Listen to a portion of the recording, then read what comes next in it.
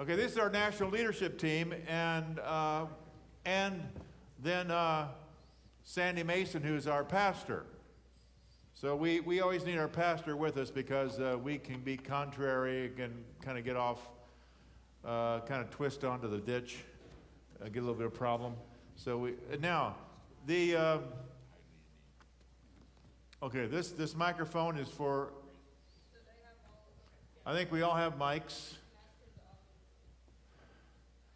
And the national leadership team, as you can tell by this handout, each has a region of the United States.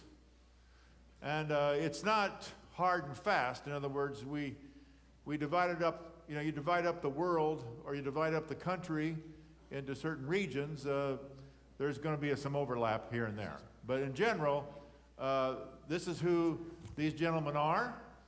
And what we want to do is, after I introduce them, what we want to do is have them talk to you a little bit about maybe some war stories, something that is interesting.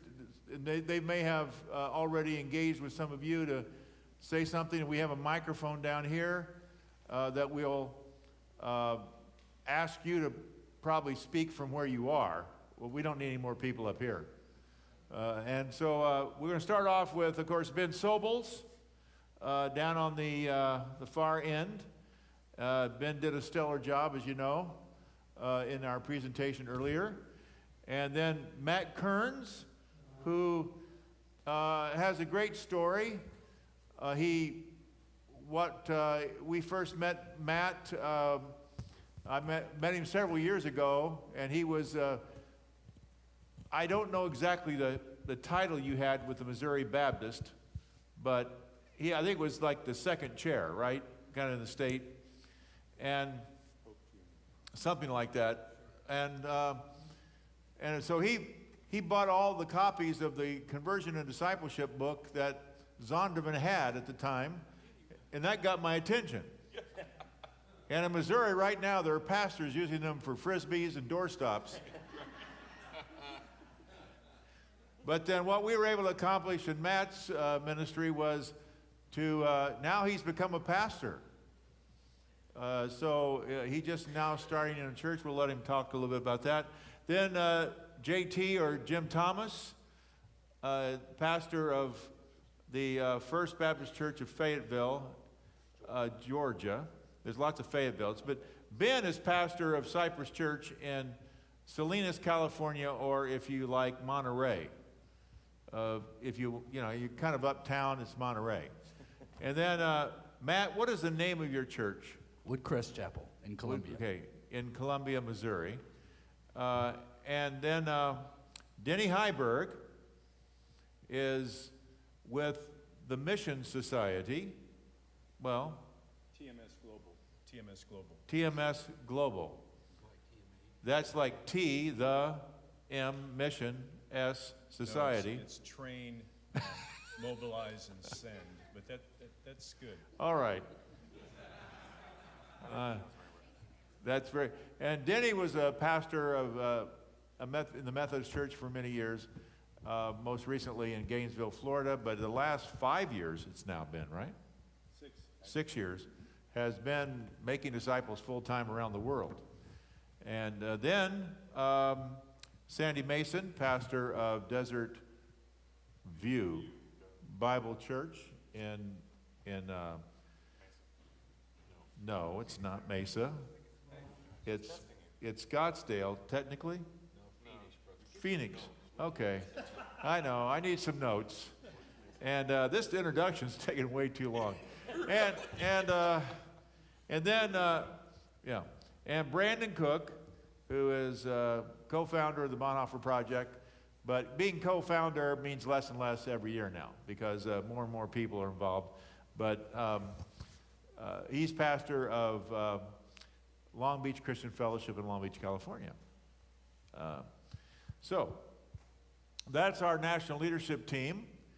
And what I'm going to do is turn it over to Ben first, and we'll just work this way. All right?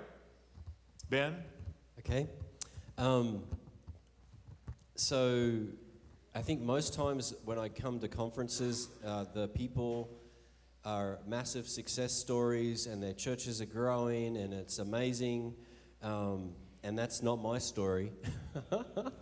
This is going to be the undersell of the Bonhoeffer Project extraordinaire. Hey, come on, don't tell the truth. The truth is boring. So I'm going to ask Spencer Plumley to come up here in just a few moments and share his story about him transitioning. So I just want to warn you about that, Spencer, because you weren't expecting this. But I want you to come up and kind of share your story of how the transition's been going at your new church in Texas for the last 9 months and kind of some of the stuff you're working on. So yeah, put your internet away. And So I went through the Bonhoeffer Project with Bill and Brandon in 2015. We were part of the first online cohort. So I started working through all this stuff. The very first thing that I did was preach through the Gospel of Mark. Bill said, preach through one of the Gospels. And so that's what I did. I was given Mark, and so I started preaching through the Gospel of Mark and working through all the Bonhoeffer stuff over 2015. And then we started implementing the Bonhoeffer Project at Cypress in 2016. So it's been the last 3 years, and we're at a really critical, awesome tipping point right now. But when Keith was talking about, courage, and I think the language he used was the prevailing dynasty. What was the language? The ruling dynasty. All right. Well, we encountered the ruling dynasty at Cypress when we started implementing Jesus' gospel and disciple-making process. We had a bunch of stuff happen that wasn't just, I didn't just induce all this pain, but we had a couple of young guys kind of forge a coup in our church and took a bunch of people. So when we started the Bonhoeffer Project, we were at around 550 people, and right now we're around 350. Go Bonhoeffer Project! It is a church growth strategy. It's not. So we hit these two guys that took about 150 people, and then we lost another 50 people in due course. And so we were really trimmed back. We were like a John 15 pruning, and we're back to the core now.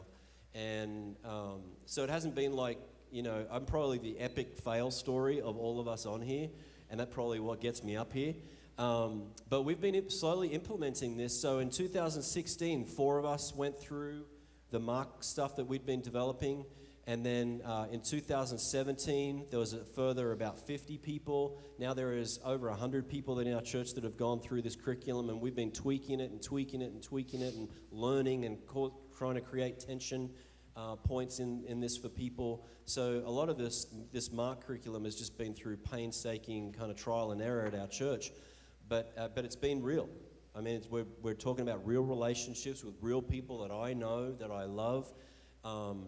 And we're at this tipping point now. We've got about 100 people. We've grown up a team of 12 men, 12 women. And November and December of this year, we're opening it up to the congregation. All of this discipleship stuff for the last 3 years has been behind the scenes, underground. We didn't announce the revolution. We just started the revolution. That's something that Bill has always said, and I've just tried to do that because I've done the whole 6-week, discipleship sermon series. We're going to all start making disciples, and then no one makes disciples. So we did it a different way this time. We did it behind the scenes, underground. And through this whole transition period where we're losing people, the elders of our church started hearing about from other people. Tell me how long I've got, because I'm starting to ramble. We 2 need minutes. to move on. Okay. Yeah, another couple of minutes, yeah. So give me 2 minutes. So our elders start hearing these stories of people's lives being changed, and they're attributing it to this discipleship process, and they're like, what is this discipleship process? How come you didn't tell us about this discipleship process? Well, because we've been staying up until 12 o'clock at night trying to deal with this problem, this other issue, this thing, and I don't want this thing to get derailed just because that gets sucked into the mix of all these other things. And so our elders now are at a point where we've led 100 people through. We're opening it up to the whole congregation. Our elders want to go through this process with us now. They're fully on board. They're completely behind it. So all I'm saying to you is this is a really tough thing. And when Keith talks about the ruling dynasty and upheaval of that dynasty, it's real. And so if you're not willing to count the cost, deny yourself, take up your cross, and follow Jesus as a pastor, if you're kind of weak of heart, this probably isn't the thing for you. But if your compelling reason for following Jesus is to lead people courageously, then I say sign up. It's a really good thing. So It's about revolution, and revolution is difficult. yes. And we're the pioneers in this movement. So Spencer was coming up. There's a microphone here, Spencer. And what's Spencer going to do? Talk for 90 seconds. No.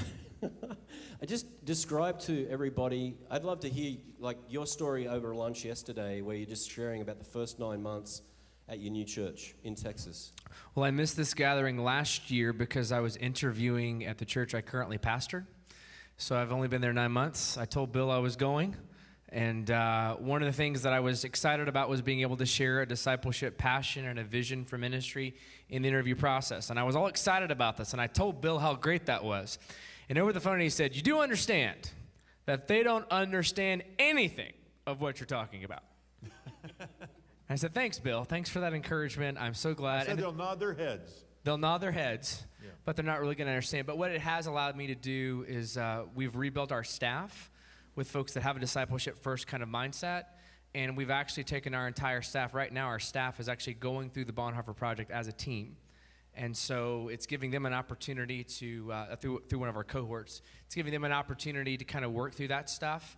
But implementing it's tough. A lot of distractions that I've inherited. My predecessor made some poor decisions morally that have kind of impacted the culture of the church. And then we have things like debt in the church. We have challenges that can constantly distract and kind of pull us away. But the key thing is right now we're really focusing on getting our leaders clarified in their thinking and their understanding about what discipleship looks like and what ministry actually looks like. And that's been incredibly rewarding. Thank you. Thank you, Spence. Matt. I was 13 and a half years, the last 13 and a half years, on staff at the Missouri Baptist Convention as the Making Disciples Catalyst. That was the most recent title that I was assigned. And I would be remiss if I didn't go ahead and defer to this table of people down here who used to be friends of mine, who are now still working at the Missouri Baptist Convention. But as of August, I stepped into position as pastor at Woodcrest Chapel. And in just a couple of minutes, I want you to hear from Jason Walters, who is still on this staff there and is fleshing this out in a couple of different arenas. So for me, this began with research for a project that led me to rereading and then reading more of what Bill had written. There were some things that resonated with me. God had been working in my heart and mind over the course of the last 10 years or so. And then when I actually did research in Missouri and mailed out an anonymous survey and heard back from a significant portion, statistically speaking, of our Missouri Baptist Convention leaders, mostly pastoral staff, so either pastors or church leaders in to some degree, and the data, which I can bore you with later if you're interested, just revealed what we assumed to be true, and that is that the majority of our pastors, to their credit, were honest, but said not only did they not have a plan for disciple making in their fellowship, but they also revealed that they weren't personally engaged in disciple making. And I think those two go hand in hand. That confirmed for me and led me back to some things that Bill had written in some previous books. And then I got a hold of conversion and discipleship and decided that we needed to begin a bit of a grassroots underground movement. My tribe is the Southern Baptist tribe. What we love to do is take ideas from other places. This is being recorded, isn't it? Yes, it is. But it'll never be, it's recorded. That doesn't mean anybody will listen to it. Okay, all right. I can still be honest. We have a propensity at points along the way to take these things and then as quickly as possible programatize them, package them, and deliver them, and then move on to whatever may be next. And I feared that that would be the case, and so worked very hard to identify what Bill also calls fourth soilers, people who were already interested. And I think I get some credit here. I don't deserve any of the credit. What happened was over the course of 13 years, I had a chance to be a part of a bunch of summer camps and be around a bunch of student pastors and be in a bunch of churches and connect with pastoral staff and leadership, and in that process built relationships that then put me in a position several years later to be able to go back to some of those people and say, I think you need to read this, and I'd love for you to come to a luncheon that we're going to host, and I want you to meet Bill, and I want you to hear what he's talking about, and if it resonates with you, then let's talk more. If you hate the book and you just want to throw it across the room, join the crowd. That was me too, but go back and pick it up. And if you want to talk further about this, let's take a next step. That led us to establishing our first cohort. By way of encouragement, when you hear us talk later about recruiting, Jason and I and a couple of others created a list of people that I then contacted personally. These were friends of mine. These weren't just random people. And there were about 80 or 90 names on that list that we began with. They were all excited about it. A few weeks later, when I invited them to come to another event, and we went from 80 or 90 to about 40. But then when we finally got around to a meeting in Springfield with Bill, we had 11 people around the table. And that 11 people then translated into 8 that began our first cohort together. But I am excited to say that that one cohort turned into 4, which then turned into 8. And there is, I think, a grassroots movement, because what we're talking about here is very different conceptually from where we've been for so long, at least in that tribe. And so now my hope is, as a pastor in that tribe, to continue to work together with this group of people and others who understand kind of what we're talking about here. So that's my denominational background perspective, and now I share the pastoral perspective with you. Well, I think we really do have a movement in Missouri, because it is multiplying. And there's nothing as sweet as multiplication. It's the sweet spot that Scripture tells us. And so few of us in our practical lives, in our pastoral lives, ever get to multiplication. We get stuck in addition. You know, that's the gold standard, spiritual addition. And then we go into reproduction. But then you get enough reproduction, you get multiplication. And that's the whole strategy of reaching the world, is that issue right there. And so you had someone that you wanted to share? Jason's here. I'd love for you to get to hear a little bit from him. Great. Yeah, so like Matt said, I worked with him used to work with him at the Missouri Baptist Convention until he left us. And so, just kidding. And my role there is I oversee student ministry and children's ministry. And so what we've really seen is, especially among our student pastors, and even this year, I'm really excited. We have 2 children's pastors going through our cohort, because we've got to break this down all the way to our children and our students. We've got to start with that foundational of creating within our churches a culture of disciple making, and it's got to be what we're doing with our little bitties all the way up through our student ministry. And we found there tends to be a more openness with our student pastors, maybe because they're not in the first chair.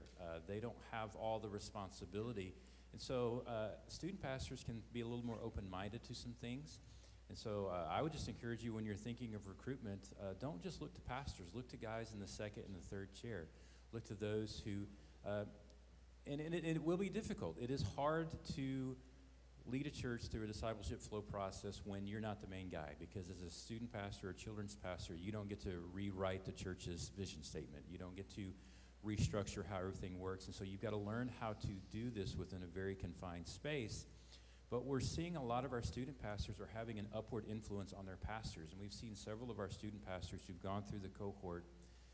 Their pastors are now sold on this idea of, we need to figure this out, not just for our students, but for our entire church. Not just for what we're doing with our kids, but for our entire church. And so I'm really excited. Like Bill said, we're seeing multiplication take place in Missouri. And it can happen in multiple ways. And so we're focusing on pastors, but we're also looking to those who are in other positions in the church, who are anybody that's open to this idea of disciple making.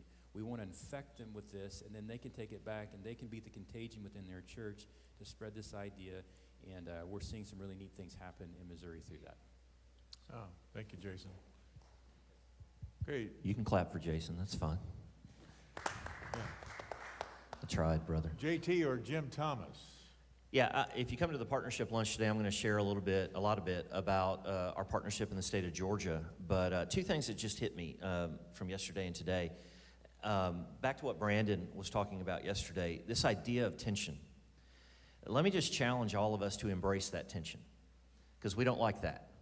But let's embrace that tension. And when I came to the church I'm serving 6.5 years ago, we started to do some very intentional things. We started changing language.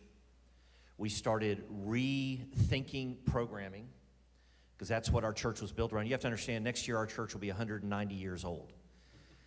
And I always joke that we still have charter members, right? And people have done church the same way for a long, long time. And so when you integrate new language, new ideas, really a whole new strategy of how we do things, then tension is going to grow. And Ben, our people didn't leave because they just don't do that.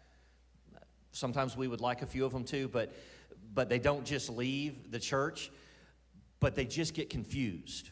And so I taught through the discipleship gospel as a part of a series I was doing 2 years ago.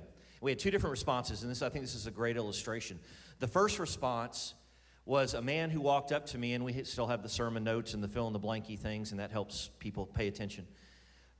And he came up afterwards with the 7 points of the discipleship gospel laminated. And he said, I'm going to keep this in my Bible from this point on, because I've never started the gospel with the kingdom of God. And I don't want to forget that. Now, the other side of that is in one of our D groups, where our discipleship pastor is actually leading. One of the men walked up to him afterwards. He goes, why do you guys keep adding to the gospel? So we had both of those conversations around the same time. One guy who's laminating stuff and wanting it on T-shirts, and the other guy wondering, no, I was told 50 years ago if I prayed a prayer, I would go to heaven.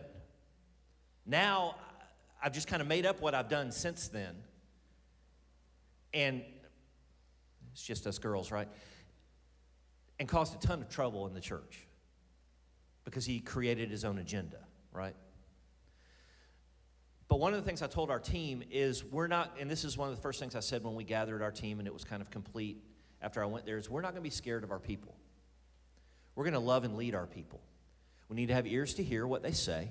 We need to understand their background. We need to understand their history. But then we need to take steps forward to lead them, because when they don't understand, even when they get upset, it's an opportunity for discipleship.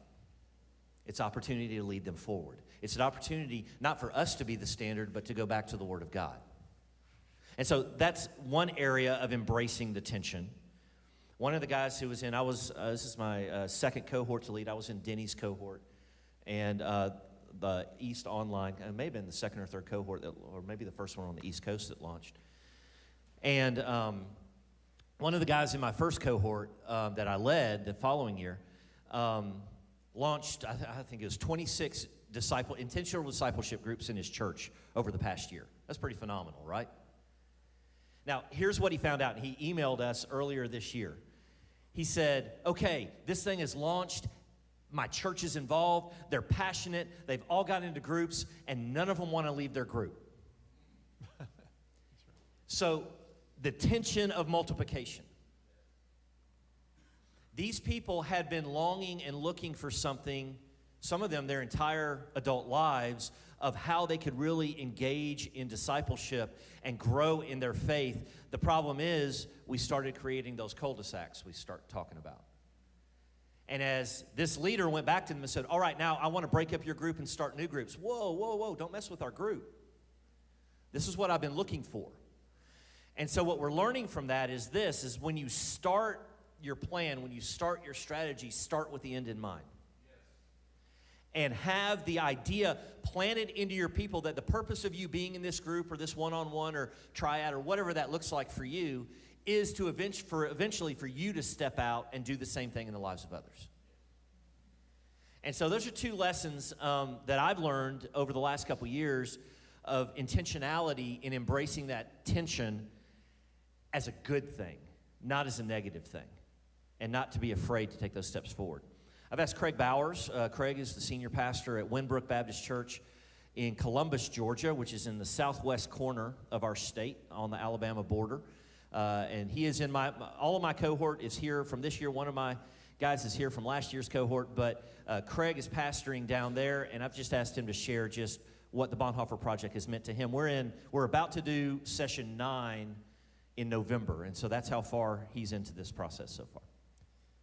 Thank you, Jim. I have been a pastor for over 30 years, and one of the greatest challenges that I felt in my own heart was, how do you make a disciple? I understood the commission from Matthew 28, but how do you go about that? And so I read Bill's book, The Disciple Making Church. I think it was around 1990, and I still struggled.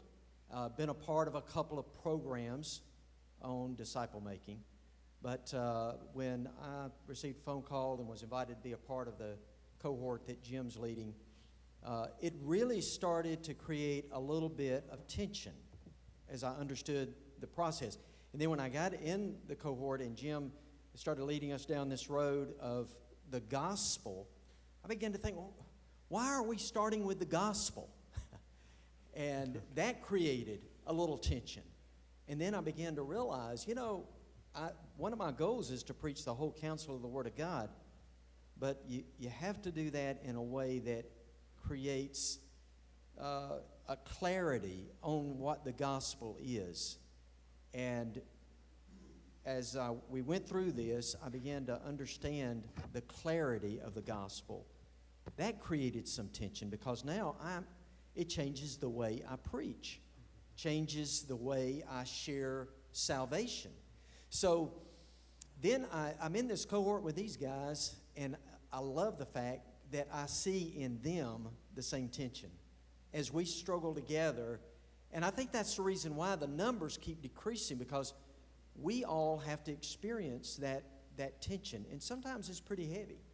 And so the group dynamic and the beauty of that, as well as the gospel, now the process, and that's where we're at. We're launching the process, and we're learning from one another how this process works to actually bring it home to your church, which to me is a wonderful thing. Now I completely understand why we start with the gospel, and then we work toward the process, and then we don't have the process etched in stone, because we're going to learn and continue to grow and change things that we need to do in our own churches, because no two churches are alike. And we have to, I think the big thing is for us as leaders, we have to be willing to change. And to me, that's the biggest challenge so far. Thank you. Yeah, it's one of the interesting things about one of the exercises we do is everybody writes down their schedule and shares their schedule with everybody else, and sees that their schedule reflects their priorities, or what they say the priorities are. And if you're going to invest in 4 soil people, you have to put it in your schedule, or you won't, because the first 3 soils will eat up all your time, because they're much more demanding. So that's basically just very practical, what you're saying. Denny. All right. Yeah. Anybody else want to leave? As I've been listening to Matt and Jim share what God's been doing in the Baptist world here among us, I got to tell you, I'm jealous, because this has been a dream that I've had, because I belong to a tribe called United Methodist, which is an oxymoron. They're not united. But if there is any tradition and heritage of any denomination, we should be leading the way, should we not, in making disciples? If you go to the website of the UMC, it says that our mission is to make disciples for the transformation of the world. Yes. We should be sued for false advertising. I've been a part of the tribe, and I still am. I'm an elder in the United Methodist Church from the Florida Conference, and there is an awakening going on. And for my Baptist brothers, if you have come to realize what a gift this has been to you and the people that you have influence over, and the brothers and sisters that are in your church, would you join me in praying that in these next 2 days, there's going to be a couple of people that have some incredible influence within the entire world of Methodism that are going to be at the National Forum. One of the men has dipped in and out of here because of his schedule, and he's not here at the moment. But the reality is, I pray that there'll be some seeds that take root in our denomination that will transform the church. Christ is going to have to transform the church before we can transform the world. And so while I'm jealous of these guys, I see what God can do, all right? As Bill said, I was a pastor in a Methodist church down in Gainesville, Florida for 18 years. And in that church, I came to a point where even though we were increasing in all the scorecard measurements that we have as pastors, there was something deep inside that was lacking. And I came to realize that I wasn't making disciples, that I had become the CEO of a religious institution. And even though I got patted on the back for all the numbers and the marks, I was dying inside. And so, to make a long story short, through a group of men that came into my life, I began pouring my life into theirs in groups of 1, 2, or 3, or 4. And joy came back into my life. I found a new reason to get up and declare the scriptures in the discipleship gospel. In fact, the book that really caught my attention was the one Bill mentioned this morning, Choose the Life. That came out before the Bonhoeffer Project. And at that point, I think that was the clearest and the most convicting book that I had read. It was the thoughts that I had in my head, but I've never seen them in print before. And so through a series of opportunities, I got to meet Bill, and he came and poured into some of our men, and my life was changed. And so, as he said, in the last 6 years, I've been able to join in a mission sending organization whereby I get the privilege of not only training our own cross-cultural workers, but also the people groups that they go to around the world. Because as Bill said this morning, this defective gospel, this non-discipleship gospel, has made its way in every culture that I've been in, that we can become a Christian without following Jesus. And we need to declare that gospel. I tell you, Ben, when you were sharing in the previous session, I was getting chills. I was excited, and my Methodist guy was sitting next to me, and he says, "We should get this because we've got the verbiage. We've got, progressive, the sanctification and glory." And I said, "Yes, but the problem is our people don't understand that anyway." So anyhow, I want to make one comment to what was being shared, because I got labeled as you're preaching work salvation. Well, let me ask you something. Does it take work to make disciples? I think so. And as Dallas Willard said, grace is not opposed to effort. It's opposed to earning. And it takes a lot of effort to live out the Christian life of following Jesus. Amen? When we were here last year, we looked around the room, and we didn't see very many women among us. And so I'm not sure if I volunteered, Bill, or I was elected. I've spent most of my adult life living in a women's dormitory. Had a wife, 3 daughters, a mother-in-law, and a female dog. So they felt like perhaps I was elected to, it's a good opportunity for me to venture out and bring intentionally some more women into the Bonhoeffer Project. And so this past year, I've had the privilege, along with my wife Cindy, of leading a group of women, and a couple of guys got in. Along with Marcy and Cindy Perkins, we've had the opportunity to be together. We just closed out our last cohort gathering this past weekend. And so I'd like Cindy Perkins now to kind of share what God's done in and through the cohort experience. Thank you. I am the spiritual journey pastor in the Southern Baptist tribe at my church. I'll let that sit for just a minute. For those of you who are Southern Baptist in the room, several years ago, I read the book Conversion and Discipleship. I had picked it up in an exponential conference in Orlando and had never met Bill Hull, but had read many of his works, and it wrecked my world. It challenged everything I had ever thought I knew about the gospel. And I began to talk with my people about that.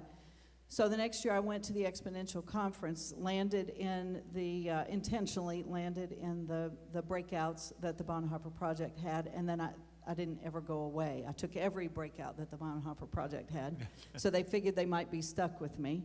And they astutely realized that I was female, and I said, yes, and I lead women. I have spent the last 10 years of my life discipling women without knowing really what it was called. And so when I decided to join the cohort, I had to look at what that looked like, because I kind of wear a dual hat in my church. I oversee our women's ministry, and with Carmelita, we lead about 300 women weekly. That's a lot of estrogen, gentlemen. And if you have women leaders in your congregation, you should rise up and call them blessed, because they take a lot of heat for you. I do that, but also I am charged with keeping discipleship at the forefront of everything in our church. And so this year has been interesting as we go through the cohort. We got to about month 6, and I had put together what I thought was going to be a fairly well laid out plan for bringing discipleship into the whole church. And my senior pastor, because I sit in level 3, my senior pastor made a change and a shift right here. And so I tore it up, and I threw it away, and we began again to see what God wanted to do in our context. That was very disconcerting for me, and I'm going to tell you, had it not been for the others in the cohort, I don't know if I would have stayed the course at the church. I might have left the church, because it was very devastating for me. But my brothers and sisters in this cohort encouraged me to just keep walking and remember what God had called me to do. And so I have continued in that path. But in the same vein, and we've got a plan. That's what I did coming out of the cohort. But through that, God has challenged me and encouraged me that women in leadership have got to be leading. And so part of that means that they need to be discipled. And when you get to a certain level in leadership as a female, there's no one to disciple you, because quite frankly, it's inappropriate for me to sit one-on-one in that deep, spiritual, intimate place with a man. It's just inappropriate. And so as I get older, I know that more, and I see that. And so God said, what if you begin discipling women to teach them how to disciple women? Because realistically, and here comes the tension, sitting in your churches, 68% statistically are female. 68%. So if you are not intentional about teaching your women how to disciple other women, 68% of your congregation is undiscipled. Now that leaves a space open for gossip, I could just list, right? Because I'm going to guess that some of you in this room have chosen not to allow women's ministries to happen in your church because they can be a hotbed for gossip. But we teach women how to not allow that to happen, and part of that is a discipleship piece. I now spend, praise God, 6 hours a day with one-on-one or one-on-3. God has just blessed me, and the men in my church have realized what that does for them when we are engaging those women in that space. So my challenge to you is think about not only a cohort for yourself, but think about those women leaders who are in your congregation who need to be taught how to disciple and be discipled, and put them in the space where we can help them in that space. We are starting right now two women's cohorts coming, and we're going to talk about this at the women's luncheon for the ladies in the room, so I'm excited about that. But we're going to have a face-to-face in Tampa, in the Tampa area, beginning in December, and then in January we're going to start an online cohort, and we figured out how to make online cohorts work really well. So I just challenge you. There's the tension. I'm challenging you. Think about the women in your church. Think about that 68%. Thanks. Well, thank you, Cindy. Cindy is such a great gift, along with those she leads, to the Bonhoeffer Project and to this movement. And it's been clear to us from the beginning that God led her to that meeting room, and that she's going to be and is now and will continue to be a big part of it. So we're so thankful. Sandy, would you like just to share some wisdom? I would, Bill. Okay, well then And, go for it. Real quick, my story, thanks to the influence of my brother and his writings and friendship, I knew I wanted to make disciples. I planted a church 16 years ago, and I was your disciple-making fantasy. I had time, I had a salary, so I could pick my pre-elders. I picked 12 guys, met with 4 of them on Tuesday, 4 on Wednesday, 4 on Thursday, took them through the Gospels. We talked about what's Jesus doing. We all need to get men. What was that? And within 9 months, the guy who was the chairman of the elders left, said he couldn't trust me. Another guy that promised me, I got your back, man, I'm with you all the way. Well, he decided to go to a bigger church. I mean, so it's just classic what happens.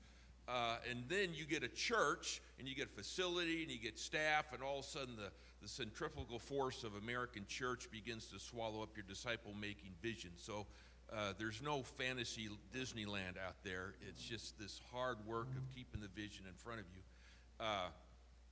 I've got a guy I'd like you to hear from because he's kind of remarkable. Reggie Rice, who's here from Arizona. All the Arizona guys are quite remarkable, Ben Burdick and Reggie Rice. But Reggie's at the largest church in Arizona, one of the largest, fastest growing churches in the country, Christ Church of the Valley. Not for long. In other words, V's in the Bonhoeffer Project, you know. Don't scare him off yet, brother. Don't scare him off yet. Reggie, you're fine.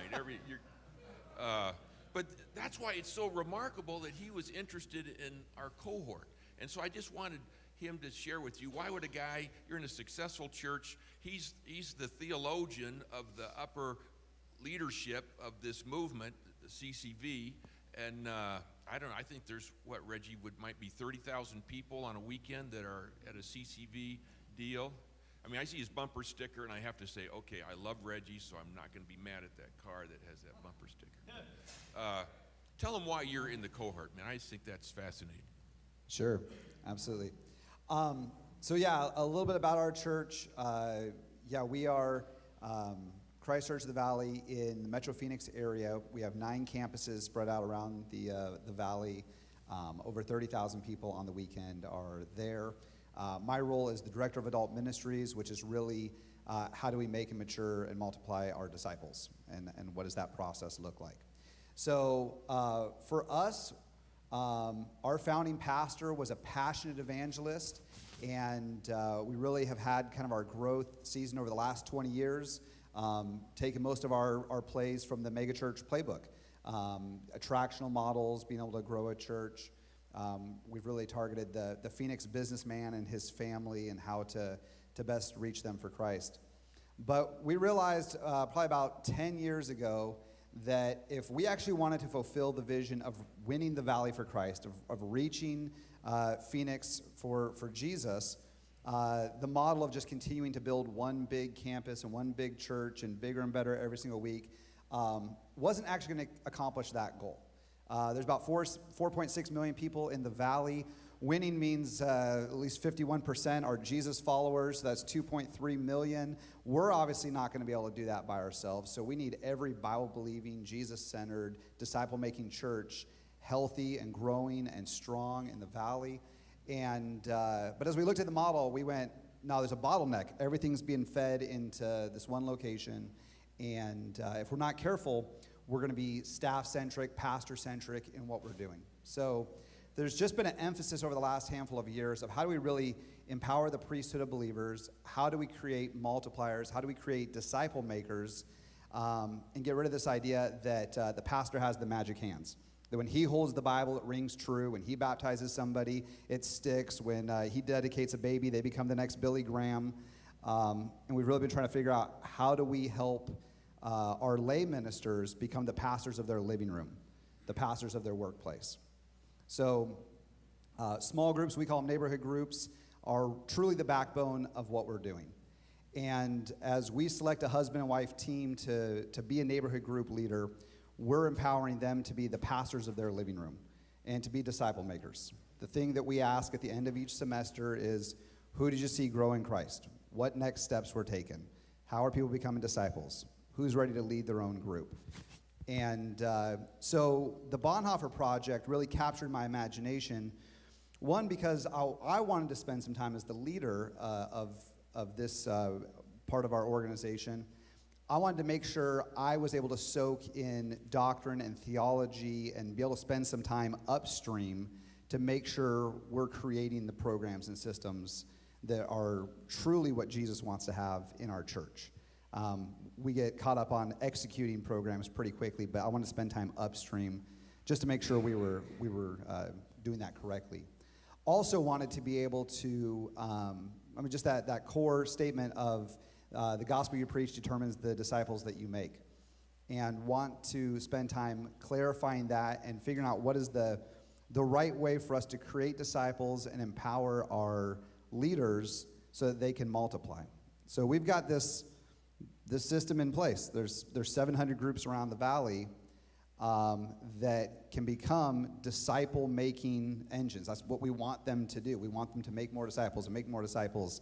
But I wanted to take the time this year in a cohort with men that spend more time in the Word each week than I'm able to, that I do, teaching pastors and great theologians in our cohort in Phoenix, to really soak in that and say, are we, do we have the doctrine right? Are we doing what Jesus wants us to do?